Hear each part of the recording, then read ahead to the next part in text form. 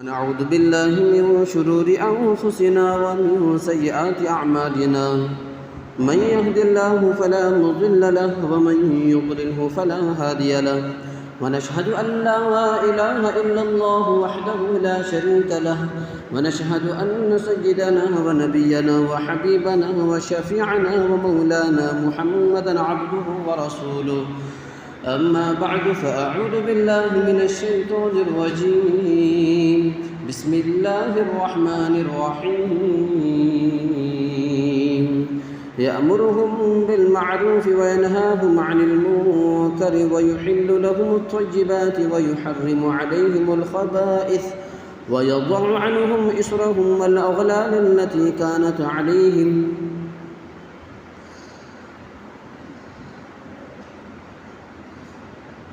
صدق الله العظيم.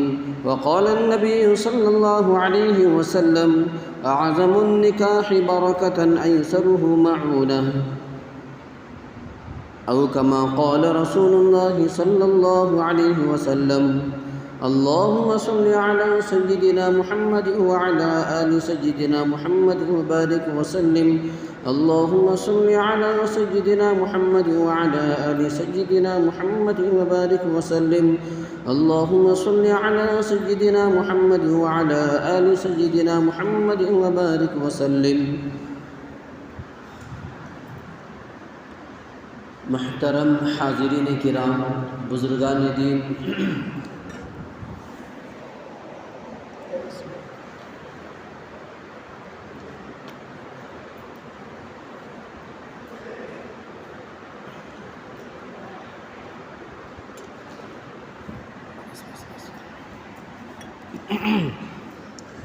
نوجوانان اسلام،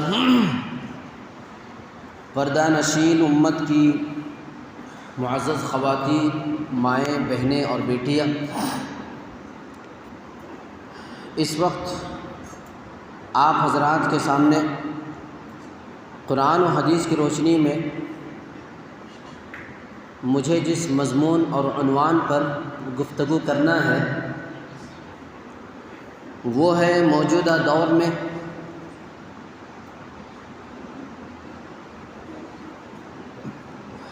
بالخصوص مسلم معاشرے میں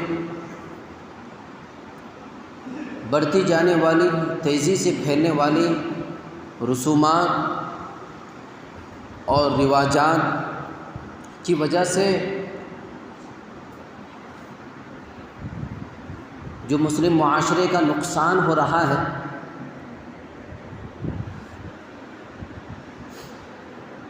اس پر گفتگو کرنا ہے، اس پر روشنی ڈالنا ہے. بزرگان محترم، اللہ جل جلالہ عما نوالہ نے حضرت جناب نبی کریم صلی اللہ علیہ وسلم کو دنیا میں مبعوث کیا، بھیجا. جہاں دیگر مقاصد تھے اس میں سے ایک مقصد یہ بھی تھا جس کو اللہ تعالیٰ نے قرآن مجید میں بیان فرمایا ہے، وَيَضَعُ عَنْهُمْ إِصْرَهُمْ وَالْأَغْلَالَ الَّتِي كَانَتْ عَلَيْهِمْ. ہم نے رسول کو، نبی کو اس وجہ سے بھیجا ہے، اس لیے بھیجا ہے تاکہ وہ امت میں جا کر لوگوں نے اپنے گلوں میں، اپنے گردنوں میں جو طوق ڈال رکھا ہے، جو چیز ڈال رکھی ہے، وہ طوق کو ان کے گردنوں سے نکال دے، جو بیکار کی ہیں. اور فرمایا اللہ تعالیٰ نے وَالْأَغْلَالَ الَّتِي كَانَتْ عَلَيْهِمْ، اور وہ بیڑیاں اور زنجیریں جو اپنے پیروں میں ڈال رکھی ہیں، لوگوں کو ان بیڑیوں سے اور زنجیروں سے ان کو آزاد کروا دیں، ان کو صاف کروا دیں، پاک کروا دیں، ان کو خود مختار بنا دیں. علماء کرام نے اس آیت کی روشنی میں جہاں پر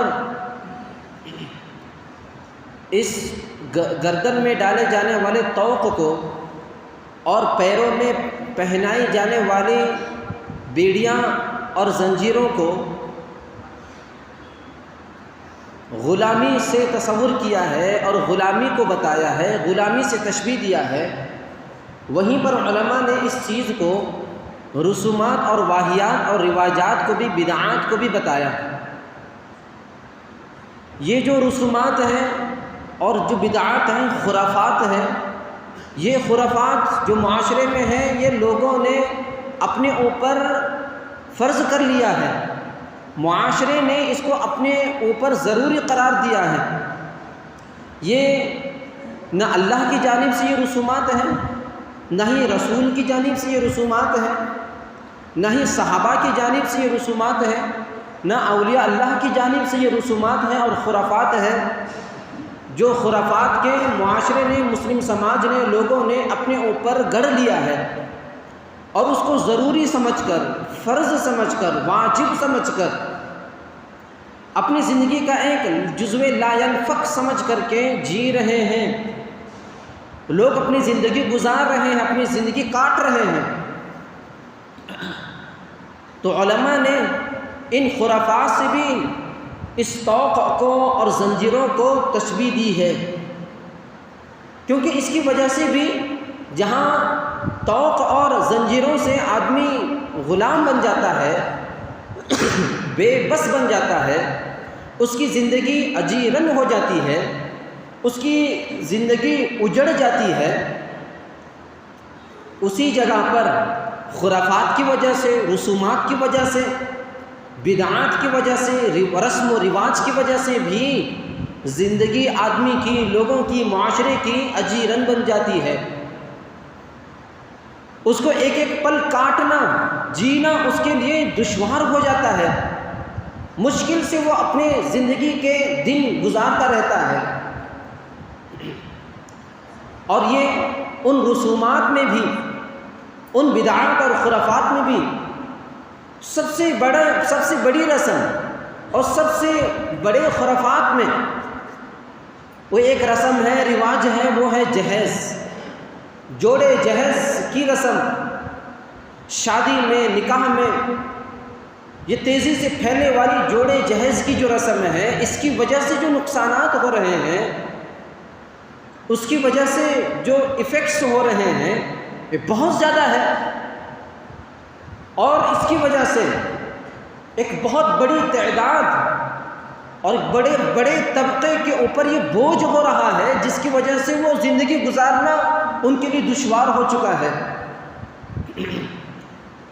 اور اس میں سب سے زیادہ غریب ہیں وہ لوگ ہیں جو مزدوری کر کے اپنی زندگیاں گزارتے ہیں، وہ لوگ ہیں جو ملازمت کر کے اپنی زندگیاں گزارتے ہیں، اپنے بال بچوں کو، اپنے آل اولاد کو روزی روٹی دے پاتے ہیں، محنت مشقت کر کے، جد و جہد کر کے۔ اس جہیز اور جوڑی کی وجہ سے ان کو اپنی زندگی گزارنا بہت مشکل ہو رہا ہے۔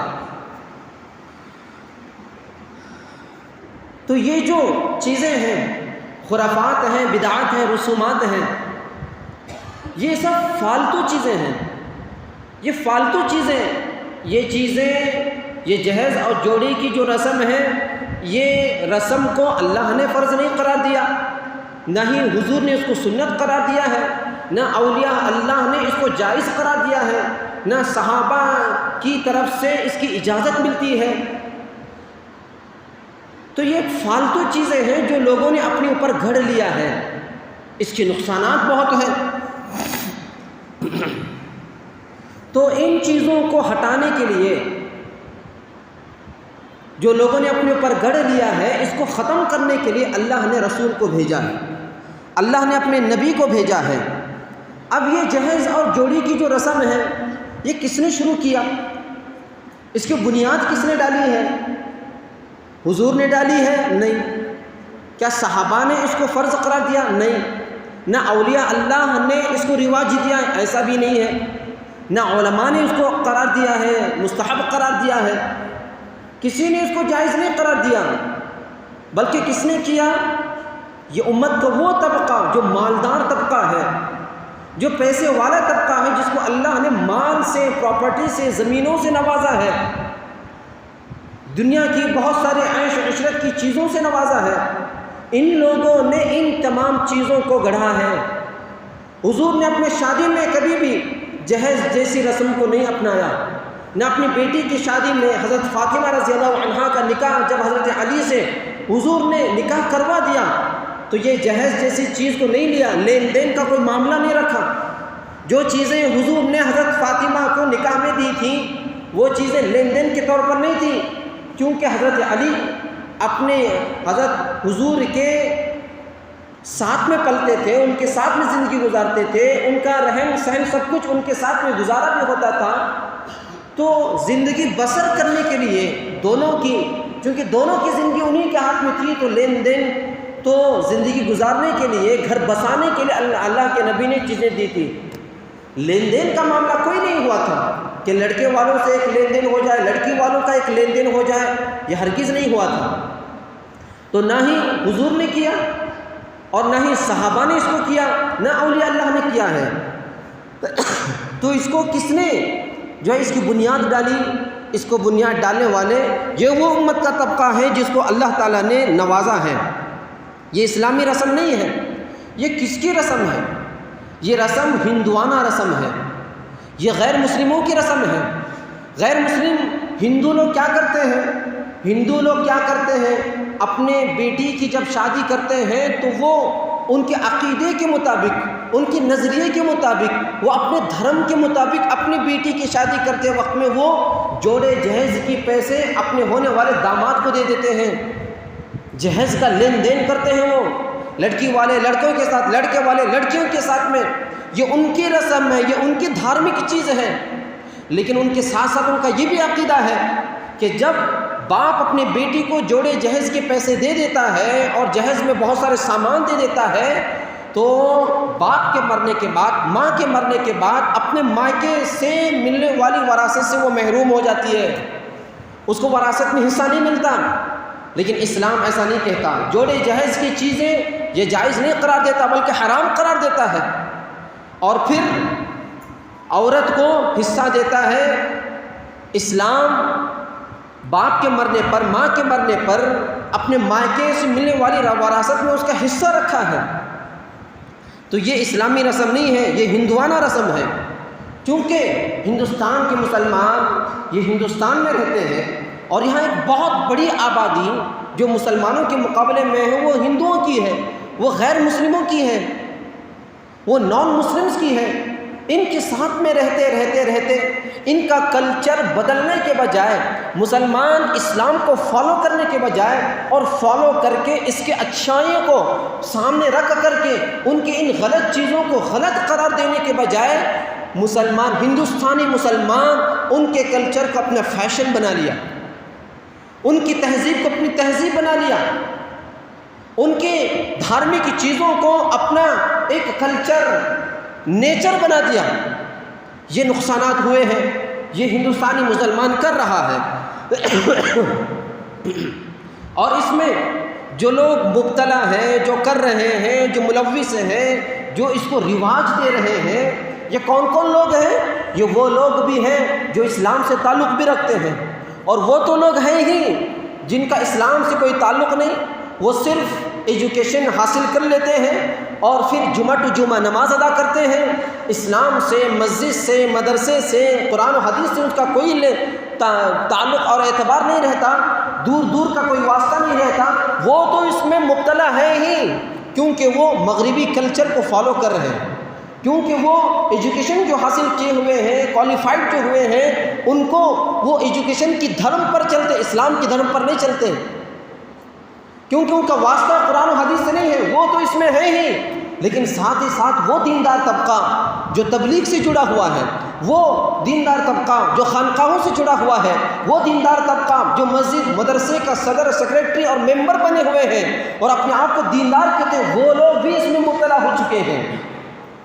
وہ اپنی دینداری وہاں نہیں دکھا پاتے، وہ لوگ بھی اس میں ملوث اور مبتلا ہو کر کے یہ سماج میں بہت ساری برائیوں کو پھیلا رہے ہیں، اور یہ لوگ اس دینداری کی چیز کو، ٹوپی کو، اسلامی لباس کو اور اسلامی شناخت کو ایک پردہ بنا کر کے، جس طرح کہ عورت برقع پہنتی ہے اور اس برقع کو پردہ بنا لیتی ہے اپنے جسم کو چھپانے کے لیے، اس طرح آج یہ دیندار طبقہ جس سے اسلام بدنام ہو رہا ہے، یہ دیندار طبقہ یہ دینداری کی اس تمام شناخت کو، اس اسلامی لباس کو، اس اسلامی شناخت کو، پہچان کو ایک آڑ بنا کر، پردہ بنا کر کے اس کے آڑ میں یہ سب کھیل کھیل رہا ہے، اندر سے جہیز جوڑی کی رسموں کو پورا کر رہا ہے۔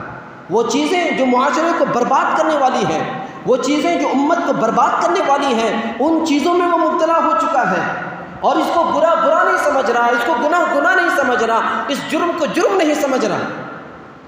یہ لوگ اس میں مبتلا ہیں۔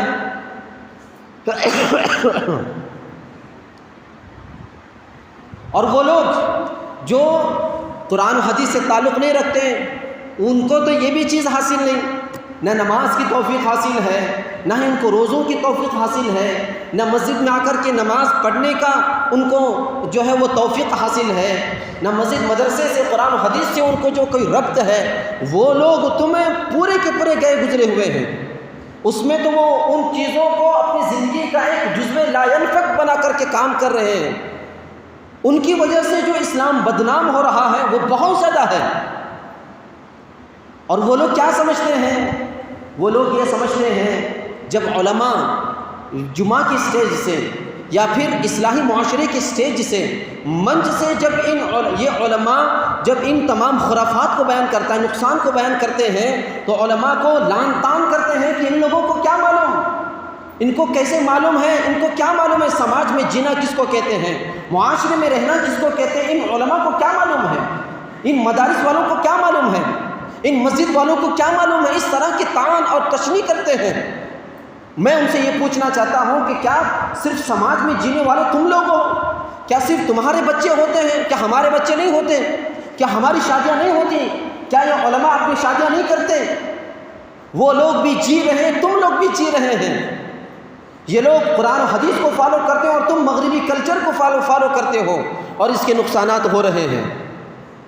تو یہ ساری چیزوں کو ختم کرنے کے لیے اللہ نے رسول کو بھیجا، اللہ نے نبی کو بھیجا ہے۔ یہ بدعات کو ختم کرنے کے لیے، خرافات کو ختم کرنے کے لیے اللہ تبارک و تعالیٰ نے بھیجا۔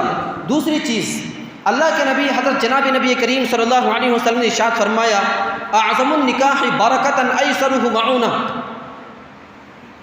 فرمایا کم خرچ والا نکاح میں سب سے زیادہ برکت ہے، سب سے برکتوں والا، نعمتوں والا، جس میں اللہ کی جانب سے رحمتیں برستی ہیں، خیر ہوتا ہے، وہ نکاح ہے جس نکاح میں سب سے زیادہ کم خرچ ہوتا ہے، بڑی سادگی کے ساتھ میں نکاح ہوتا ہے، بڑی آسانی کے ساتھ میں نکاح ہوتا ہے، وہ نکاح میں اللہ کی طرف سے برکتوں کا فیصلہ ہے۔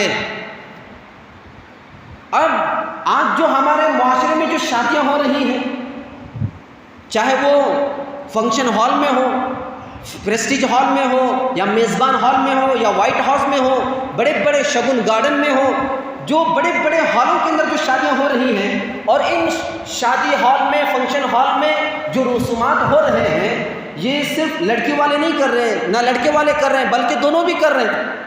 بعض جگہ لڑکی والے زیادہ کرتے ہیں، بعض جگہ لڑکے والے زیادہ کرتے ہیں۔ تو یہ جو گناہ ہیں، یہ دونوں کی طرف سے فضول خرچیاں ہوتی ہیں۔ حالانکہ یاد رکھ لو، یہ جو نکاح ہے، اللہ نے اتنا آسان نکاح کو بنایا ہے، اسی وجہ سے نمازیں اللہ نے 5 فرض قرار دی ہیں اور نکاح کو جائز 4 قرار دیا ہے۔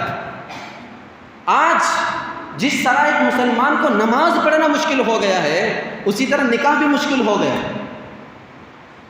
نماز پڑھنا ایک بہت بھاری چیز سمجھ گیا، اسی وجہ سے جمعہ ٹو جو نماز پڑھنے والے ہیں لوگ، جمعہ میں ایک مرتبہ اگر وہ نماز میں پڑھنے والا نماز پڑھ بھی لیتا ہے اور ہاتھ اٹھا کر کے دعا بھی کر لیتا ہے، تو وہ گویا کہ اللہ پر احسان کر لیتا ہے کہ آج میں نے جمعہ کی نماز پڑھی اور میں نے یہ دعا مانگی ہے، ابھی دعا قبول ہونا، کیسا اللہ دعا قبول نہیں کرتا میری، اس طرح دل میں سوچ کے جاتا ہے گویا کہ اللہ پر اس نے احسان کیا ہے۔ ایسا طبقہ، ایسا ہمارا ذہن بن چکا ہے ہم اپنے لیے نہیں نماز پڑھ رہے بلکہ مسجد مدرسے والوں کے لیے نماز پڑھ رہے ہیں، بلکہ علماء کے لیے نماز پڑھ رہے ہیں، جبکہ اللہ پر احسان کرنے کے لیے نماز پڑھ رہے ہیں۔ یہ ہمارا ذہن بنتا ہوا جا رہا ہے۔ اللہ معاف فرمائے، تو نمازوں کو اللہ نے 5 فرض قرار دیے اور نکاح 4 جائز قرار دی ہے۔ حضرت شیخ زکریا رحمۃ اللہ علیہ جو فضائل اعمال لکھے ہوئے وہ فرماتے ہیں اپنے آپ بیٹی کے اندر وہ فرماتے ہیں میں نے اپنے گھر میں اپنے اولاد کی، اپنے بیٹوں کی، اپنے بیٹیوں کی، اپنے پوتوں کی، اپنی پوتیوں کی، اپنے نوازوں کی، اپنے نوازیوں کی تقریباً 17 سے زائد شادیاں کی ہیں۔ اللہ کی قسم کھا کر کے کہتا ہوں نماز پڑھنا میرے لیے مشکل ہوتا تھا، لیکن اس سے زیادہ آسان میرے نکاح کرنا ہوتا تھا، کیونکہ نماز میں آپ کو وضو بنانا پڑے گا، اچھے کپڑے پہننے پڑیں گے، وضو وغیرہ سے فارغ ہو کر کے اس کے بعد نماز پڑھنا پڑے گا 2 رکعت، جس میں واجبات بھی ہیں، جس میں شرائط بھی ہیں، جس میں فرائض بھی ہیں، سنتیں بھی ہیں، وہ مشکل ہوتا تھا۔ اس سے بھی زیادہ نکاح آسان ہے، کیونکہ نکاح میں خطبہ بھی سنتیں نہیں پڑھیں گی تو بھی چلے گا، لیکن صرف وہ ایجاب و قبول ہو گئے، نکاح ہو گیا، گواہ موجود ہیں، ایجاب و قبول ہو گئے، نکاح ہو گیا، اتنا آسان ان کو لگتا تھا۔ لیکن آج ہمارے معاشرے کا حال کیا ہو گیا؟ غریب سے غریب بھی شادی کے وقت میں وہ نواب بن جاتا ہے۔ ارے ہوتا ہے کہ نہیں ہوتا؟ نواب، بڑا سا بڑا نواب بن جاتا ہے، اپنے آپ کو وہ حیدرآباد کا نواب سمجھنے لگتا ہے۔ وہ نکاح کا وقت آ گیا، اپنی بیٹی کا ہو یا اپنے بیٹے کا ہو تو وہ کیا کرے گا؟ پہلے تو اگر اپنی اس کی زمین ہے، زمینیں بیچ کر کے نکاح کرے گا۔ کتنے ایسے لوگ ہیں آج ہمارے اعظم نگر کے رہنے والے لوگ ایسے ہیں جنہوں نے اپنے بچوں کی شادی میں زمینیں فروخت کر کے شادیاں کی ہیں، اپنے پراپرٹیز بیچ کر کے شادیاں کی ہیں۔ وہ پلاٹ خرید رکھا تھا، اس کو بیچ دیا اور بیٹی کی شادی کر دی، وہ پلاٹ بیچ دیا، اپنی بیٹی کی شادی کر دی، زمینیں بیچ کر کے شادی کی ہیں۔ کیا اتنا مشکل ہے نکاح کرنا؟ آج معاشرے نے نکاح کو اتنا مشکل قرار دیا، اور اگر زمینیں نہیں ہوتی تو وہ غریب کیا کرتا ہے؟ سود پر پیسے لیتا ہے، چٹ فنڈ سے پیسے لے لیتا ہے اور پیسے لے کر کے نکاح کرتا ہے۔ اور اگر وہ بھی نہیں ہوتا تو آپ نے دیکھا ہوگا جمعہ کے اندر یا مسجدوں کے باہر کھڑے ہو کر کے باپ بھیک مانگتا ہے، اللہ نے مجھے 3 بیٹیاں دی ہے، اللہ نے مجھے 4 بیٹیاں دی ہے، 5 بیٹیاں ہیں، میری بیٹی کا نکاح ہے، میری 2 بیٹی کا نکاح ہے، میرے پاس اس مسجد کا تصدیق نامہ ہے، اس مفتی صاحب کا تصدیق نامہ ہے، میری بیٹی کی شادی میں مجھے پیسے دے دو، مجھے کچھ مدد کرو، میرے تعاون کرو، میری بیٹی کی شادی ہو جائے، جوڑے جہیز کی رقم کرے، پیسے چاہیے۔ اس طرح وہ بھیک مانگتا ہے باہر کھڑے ہو کر کے۔ اس باپ کو، اس بیٹی کے اس باپ کو بھیک مانگنے پر مجبور کس نے کیا؟ آج کے یہ دامادوں نے کیا ہے۔ ارے کیا ہے کہ نہیں کیا؟ یہ رواج نے کیا ہے، یہ جو رسم بنا ہوا ہے، رواج بنا ہوا ہے، اس رواج نے اس باپ کو بھیک مانگنے پر مجبور کر دیا ہے۔ اس کا جرم، اس کا گناہ کس کو ہے؟ وہ سب کے سب جو اس تمام کی تمام رسومات میں مبتلا ہیں، ملوث ہیں۔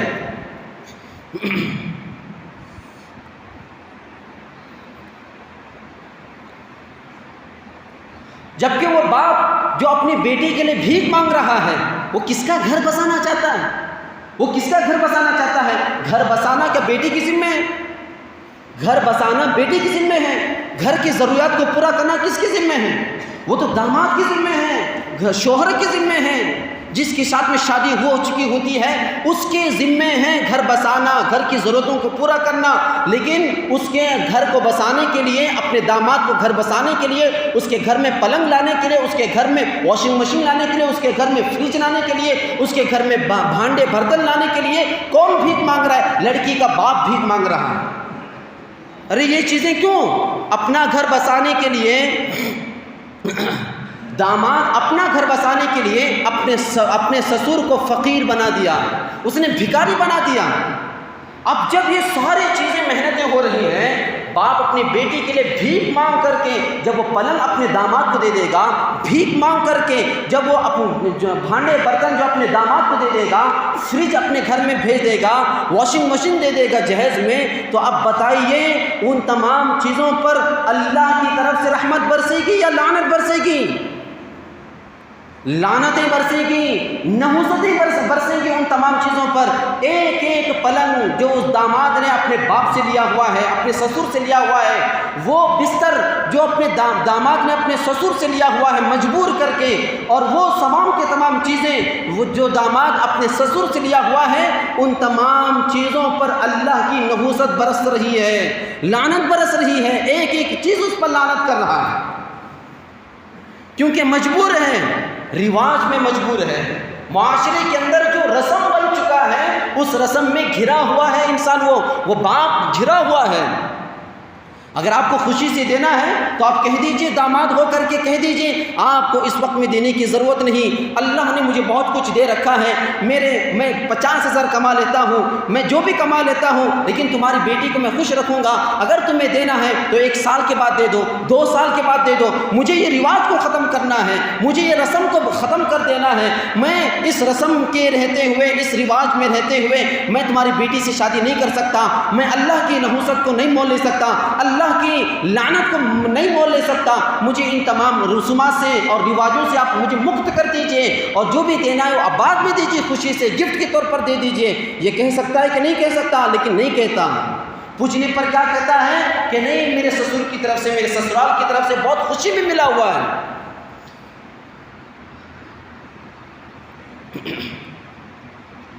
یہ بہت ساری چیزیں ہو رہی ہیں، اور آج اگر میں آپ کو سمجھاؤں، اس وقت جمعہ کا موقع ہے، باہر سے انٹرنس سے اگر کوئی ایسا آدمی آ جائے جو بھگڑا ہوا کپڑے پہن کر اور جو ہے وہ پجاری بن کر کے آ جائے، پجاری کے کپڑے پہن کر کے آ جائے، تو سب یہ کہیں گے کہ یہ پنڈت ہے، سادھو ہے، کہیں گے کہ نہیں کہیں گے؟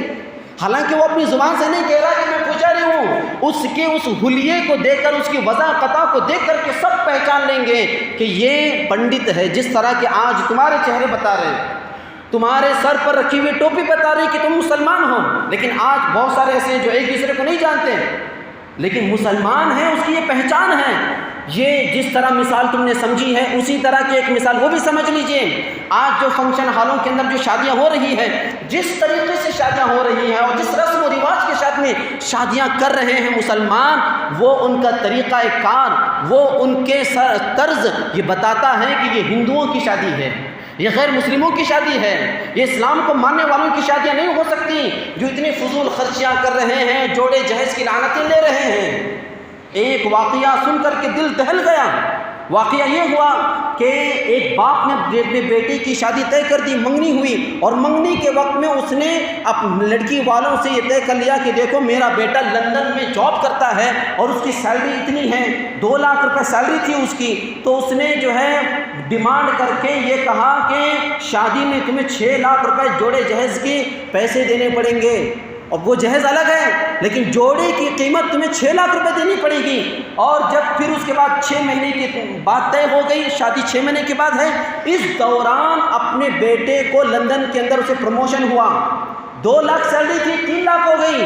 اب شادی سے پہلے باپ پھر جمع کر لیتا اور کہتا ہے اس وقت میں میرے بیٹے کو 2 لاکھ کی سیلری تھی، اب پروموشن ہوا 3 لاکھ ہو گئی، اب جوڑے جہیز کی پیسے جو میں نے 6 لاکھ روپے طے کیے تھے اب 6 نہیں 8 لاکھ ہوں گے، شادی کرنا ہے تو کرو نہیں تو چلے جاؤ۔ اللہ اکبر! آپ تصور کرو کیا گزری ہوگی اور کیسا ہمارا معاشرہ بنا ہوا ہے۔ ایک چرواہا آج گویا کہ باپ اپنے بیٹوں کو قیمت لگا رہا، بیچ رہا ہے، جس طرح کے ایک پیمپرس والا، چٹی بیچنے والا، کپڑے بیچنے والا فٹ پاتھ پر قیمت لگاتا ہے کہ 100 روپے کو 5 ہے، 100 روپے کو 3 ہے، اس طرح آج باپ اپنے بچوں کی قیمت لگا رہا ہے لڑکی والوں سے کہ دیکھو میری بچے کی قیمت 6 لاکھ روپے ہے، 5 لاکھ روپے، 1 لاکھ روپے ہے۔ چرواہا اپنے بکریوں کو جو چرواتا ہے تو جیسے جیسے بڑا ہوتا ہے تو وہ چرواہا خوش ہوتا ہے کہ دیکھو میرے بکریوں کے اندر گوشت بھر رہا ہے، بڑے ہو رہے ہیں، میں اس کو لے جاؤں گا اور لے جا کر کے منگل بازار میں اس کی قیمت لگاؤں گا، خوب قیمت آ جائے گی۔ آج لڑکا جس کے گھر کے اندر 2 لڑکے ہیں، جس باپ کو 3 لڑکے ہیں، وہ باپ خوش ہو رہا ہے کہ جیسے جیسے میرے بچے بڑے ہوں گے میں لڑکی والوں سے اس کی قیمت وصول کروں گا۔ یہ ہو رہا ہے کہ نہیں ہو رہا؟ یہ سارے کے سارے رسم و رواجات ہو رہے ہیں جس کی وجہ سے سب نقصان ہو رہا ہے۔ اسی طرح جہیز کے تعلق سے چونکہ ابھی بہت ساری چیزیں کہ نہیں بیان کرنے کے وقت کم ہے۔ جہیز کے تعلق سے علماء نے لکھا ہے جہیز رشوت ہے۔ جہیز کیا ہے؟ رشوت ہے۔ علماء نے لکھا ہے جہیز رشوت ہے، چاہے کسی بھی صورت میں ہو۔ رشوت لینے والا، اور رشوت کے تعلق سے کہا گیا رشوت لینے والا، رشوت دینے والا، رشوت کھانے والا، رشوت کھلانے والا، دونوں کی دونوں جہنمی ہیں۔ وہ حرام کے اندر مبتلا ہیں، وہ ناجائز کے اندر مبتلا ہے، وہ جہنمی ہے، جہنم میں اللہ تعالیٰ اس کو ڈالے گا۔ یاد رکھیے، کیونکہ رشوت، اور رشوت ایسی چیز ہے کہ ایک مرتبہ اگر کسی نے کسی سے رشوت لے لی تو اس پر لازم ہے، ضروری ہے، فرض ہے کہ وہ رقم اس کو جس کے پاس سے اس نے رشوت لی ہے وہ واپس پہنچائے، مرنے سے پہلے پہنچا دے، اس کے اوپر ضروری ہے۔ اسی لیے میں کہتا ہوں اگر کسی نے جانے انجانے میں اپنے سسر سے، اپنے باپ کے، اپنی بیوی کی ماں سے یا اپنی بیوی کی باپ سے، اگر اپنے سسرال والوں سے اگر کسی نے جوڑے جہیز کی رقم لی ہے، پیسے لیے ہیں یا سامان لیے ہیں، وہ رواج کی وجہ سے اس کے آپ کے سسر نے دیا تھا، خوشی سے نہیں دیا تھا، یاد رکھو ہمارے معاشرے میں، سماج میں جو چل رہا ہے رواج، اس معاشرے میں چلنے والے رواج کی وجہ سے مجبور ہو کر آپ کے سسر نے دیا ہے۔ تو اگر آپ کو اسلام پر کو فالو کرنا ہے، اگر آپ کو قرآن حدیث پر عمل کرنا ہے، اگر آپ کو یقین ہو گئے کہ جاؤ اور سسر کو وہ تمام کے تمام پیسے واپس کرو، وہ تمام کی تمام چیزیں واپس کرو، اور واپس کر کے اپنا جو ہے وہ قرضہ چھٹا کر دو، تب جا کر کے ہوگا۔ اگر خدا نہ خاصہ اسی حالت میں تم مر گئے، کل قیامت میں اللہ تعالیٰ حساب و کتاب کرے گا، اور اس حساب و کتاب کے اندر اگر تم مر گئے اسی طرح، اگر توبہ سے پہلے اور حق ادا کرنے سے پہلے، تو اللہ تعالیٰ تمہاری نیکیاں اس کے بقدر میں جوڑے جہیز کی رقم تو نے جتنی بھی لی ہے اس کے بقدر پوری نیکیاں اٹھا کر کے اس سسر کے، اس ساس کے، اس لڑکی کے رشتہ داروں کے نام اعمال میں ڈال دے گا، اور تمہاری نیکیاں خالی ہو جائیں گی۔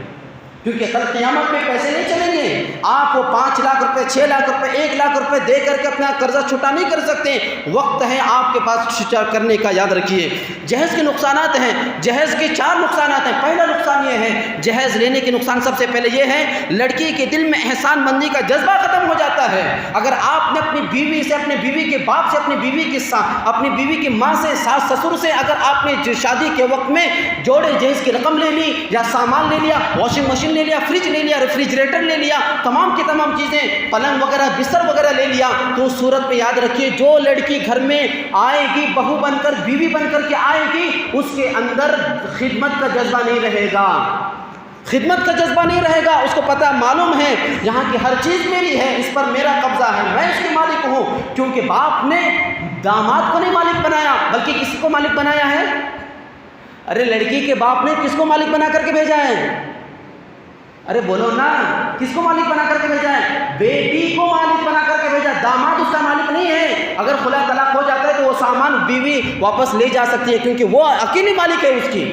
خدمت کا جذبہ کہاں رہے گا؟ یہاں کا بستر میرا ہے، یہاں کا پلنگ میرا ہے، یہاں کی واشنگ مشین میری ہے، یہاں کی ریفریجریٹر میرا ہے، یہاں کا بھانڈے برتن سب کچھ میرا ہے، کہاں سے خدمت رہے گا؟ سب کچھ تو میں گھر چلا رہی ہوں، تیرا کیا اس کے اندر حصہ ہے؟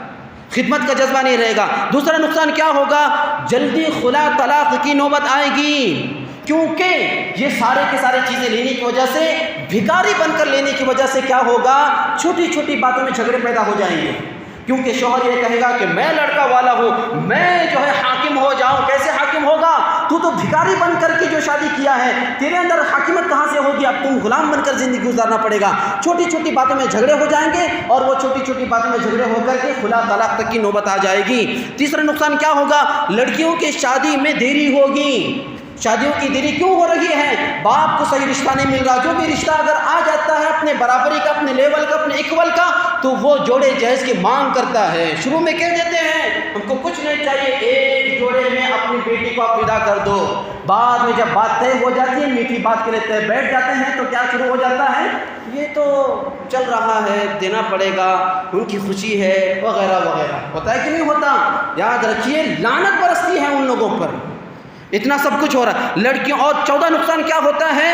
ایسا باپ جب اپنی بیٹی کو ودا کرتے وقت میں اور شادی میں جہیز جوڑے کی رقم وغیرہ دے دیتا ہے، نکاح میں خرچ کر دیتا ہے، جبکہ اس کی بیٹی نے اتنا خرچ کرنے کی اجازت بھی نہیں دی ہے، تو ایسی صورت میں باپ جو ہے اس کو وراثت سے محروم کر دیتا ہے۔ اس کے بھائی بھی ہوں گے تو کہیں گے تم کو شادی میں بہت کچھ خرچہ کر دیا گیا ہے، تجھے وراثت میں نہیں ملے گا۔ گھر والے اس کو کہیں گے، روک لیں گے، تجھے وراثت میں کچھ حصہ نہیں ملے گا، حالانکہ اس کا حق ہے، لیکن پھر بھی جو ہے وہ منع کریں گے کیونکہ خرچ بہت کر دیا گیا ہے۔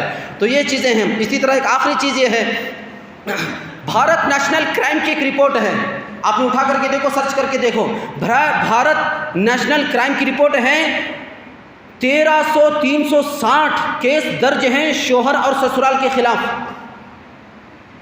کتنے؟ 360 کیس درج ہیں ہمارے ہندوستان کے۔ ابھی مقدمات جو چل رہے ہیں ان تمام مقدمات میں 360 کیس درج ہیں شوہر اور سسرال کے خلاف۔ کیوں؟ کیونکہ وہ جا کر کے رپورٹ درج کروائی ہے کہ شوہر جوڑے جہیز کے نہ دینے کی وجہ سے مجھے ٹارچر کر رہے ہیں، کیس درج کر دیا۔ سسر ٹارچر کر رہے ہیں، کیس درج ہوا۔ ساس نے ٹارچر کیا، کیس درج ہوا۔ ننند نے ٹارچر کیا، کیس درج ہوا۔ یہ سب کچھ ہو رہا ہے۔ اسی طرح بھارت نیشنل کرائم کی رپورٹ یہ بھی ہے، 2001 سے لے کر 2023 تک 1,57,674 لوگ قتل ہوئے ہیں جوڑے جہیز کی لعنت کی وجہ سے۔ نہیں دینے پر شوہر والوں نے قتل کر دیا، سسرال والوں نے قتل کر دیا آنے والی بہو کو۔ کیوں؟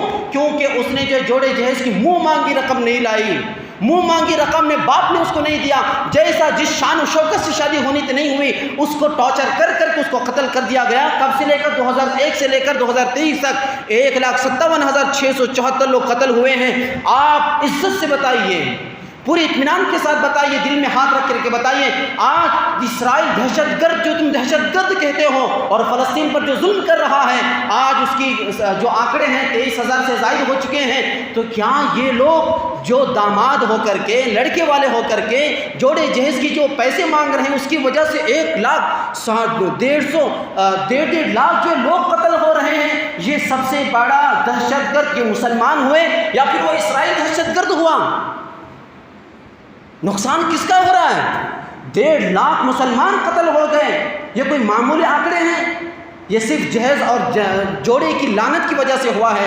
اللہ سے دعا ہے اللہ تبارک و تعالی ہم تمام کو عمل کرنے کی توفیق عطا فرمائے۔ آمین وآخر دعوانا ان الحمدللہ رب العالمین۔